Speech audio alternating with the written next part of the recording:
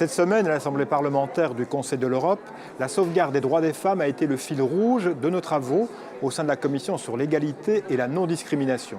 J'ai été particulièrement interpellé par le témoignage bouleversant d'une femme rome venue raconter comment elle avait été stérilisée de force et comment tant d'autres femmes de sa communauté ont subi le même sort. Et pourtant, les médecins restent impunis et les victimes ne sont pas reconnues dans leur peine.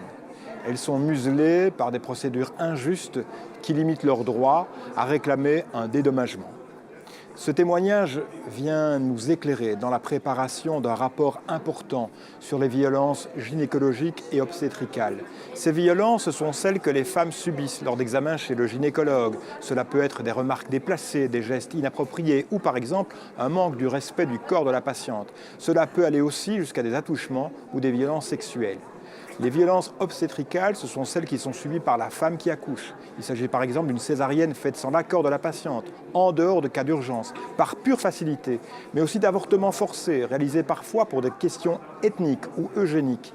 Il est aussi question d'actes médicaux inutiles, réalisés par habitude ou pour accélérer l'accouchement. Ces actes sont criminels et ils mutilent les femmes.